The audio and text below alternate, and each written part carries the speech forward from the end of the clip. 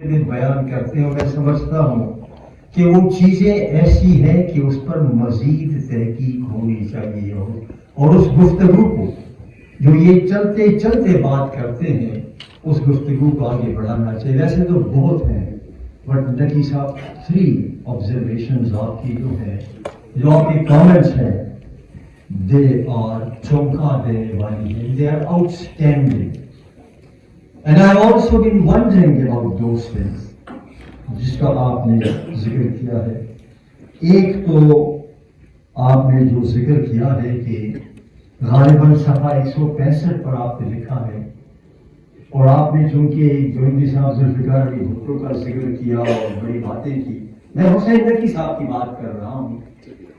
The observation that he makes on page 155 is worth reading again and again. اور وہ observation جو ہے وہ آج کل کی حالات کے بعد جب آپ نے لائف ٹائم امیونٹی دے دی ہے وہ آبزرویشن بہت اہم ہے. اور حسین نقی صاحب کہتے ہیں کہ بھٹو نے جس طرح شکست خوردہ فوج کو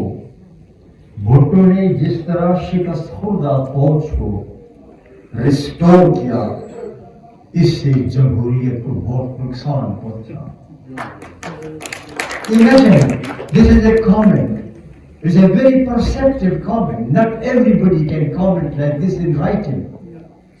But he says کہ بھٹو نے جس طرح شکست خوردہ فوج کو ریسٹور کیا اس سے جمہوریت کو نقصان پہنچا.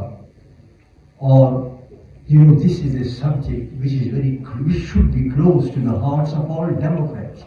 یہ سوال پیدا ہوتا ہے کیونکہ ذوالفقار علی بھٹو ہی نے کہا تھا کہ میں ٹرائل نہیں ہونے دوں گا. It was he who stopped the trial. اس وقت بڑے کم لوگ تھے جنہوں نے اس پر سوچا ہوگا کہ کیا ان کا یہ فیصلہ درست تھا یا غلط تھا.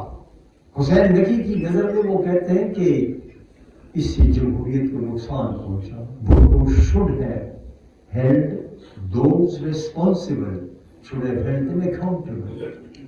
اور میں یہ اس لیے کہہ رہا ہوں کہ میں خود اس مرحلے سے گزرا ہوں. میں صدر پاکستان کا ترجمان رہا ہوں. میں نے کتاب بھی لکھی ہے. اور جو اسامہ بن لادن کا واقعہ ہوا وہ بھی تو ایک موقع تھا اکاؤنٹیبلٹی کا. Now the question that we must all address is, should there be accountability or not?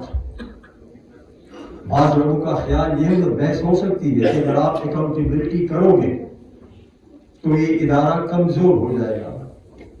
اور اگر ادارہ کمزور ہو جائے تو پاکستان افغانستان یا لیبیا یا عراق کی طرح بن جائے گا. This is an argument which has been there occasionally. And the other argument is that no, there has to be accountability.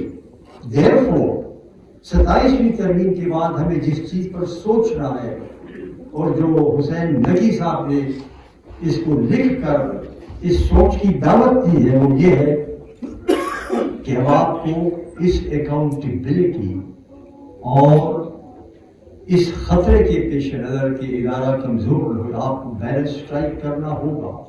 You can't say that there has to be no accountability. But we have moved in another direction, and the direction is lifetime immunity. Therefore, Naqi Sahab, آپ کی کتاب میں یہ جو observation ہے, I think this is a lot which is food for thought. اور دوسری جو observation میں نے کتاب میں دیکھی اور وہ بھی میں بھی اس کا بھی تھوڑا سا عینی جواب اور وہ یہ ہے کہ the fall of the left کی جو سیاست ہے اور بھی آپ نے بتایا کہ جو لیفٹ کی سیاست جب کمزور ہو گئی ہے تو مزاحمتی سیاست کمزور ہو گئی ہے, مزاحمتی صحافت کمزور ہو گئی ہے, مزاحمتی سول سوسائٹی کمزور ہو گئی ہے. This is because of the downfall of the left. ہمیں اب سوچنا ہوگا کہ how to revive the left. اور یہ ایک یونیورسل پہ آپ نے لکھا ہے کہ جب چین اور روس کا جھگڑا ہوا 1960s میں تو لیفٹ پاکستان میں کمزور ہوا, لیفٹ خود दो हिस्सों में फट गया. A long argument can be made, but this is not the time to talk about what is the reason. लेकिन लेफ्ट को नकी साहब अपना नैरेटिव बनाना होगा. Otherwise the left in Pakistan is really on the downslide. और ये भी एक बड़ी परसेप्टिव बात है. The third observation जो हुसैन नकी साहब ने की है वो ये है कि GM बैराज जो सिंध में है, गुलाम मोहम्मद बैराज, वहाँ पे ज़मीन जो थी वो सिविल और मिलिट्री अशराफिया पाकिस्तान के दूसरे इलाकों से आकर जिस तरह ज़मीनों की बंदरबांट हुई है, and he calls it the change in the demography of Sindh. For the first time I'm hearing this word. वो कहते हैं कि जिस तरह ये लोग आए और ज़मीन इनको दी गई, it was an attempt to change the demography of Sindh. And I think ज़मीनों की जो बंदरबांट है एक बड़ा अहम इशू है. And not only in GM Barrage but throughout Pakistan we see how the land has been distributed among aristocracy like a melon. ये जो तीन आपकी observations हैं, I really salute you, compliment you for this. आपने HRCP के platform पर जमहूरियत की जंग लड़ी, बुनियादी इंसानी हकूक़ की जंग लड़ी, और जिस तरह यहाँ कहा गया कि इनकी सबसे बड़ी खसूसियत ये है कि बगैर लगी लिखते बात करते हैं. मैं भी HRCP काउंसिल का मेंबर हूँ और आप भी हैं. And I've seen him the way he speaks about the issues, regardless of कि वो खुश होता है या नाराज होता है. तो ये जो आपकी किताब है हुसैन नकी साहब, ये मज़ाहमती सहाफ़त है.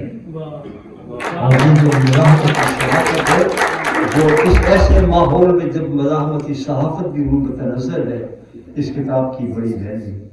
और फरक सुहेल गिवेंदी साहब, मैं आपको कॉम्प्लीमेंट करता हूँ ये कि जमहूरी पब्लिकेशंस के ज़रिए आपने जो जमहूरियत की आवाज़ उठाते हैं,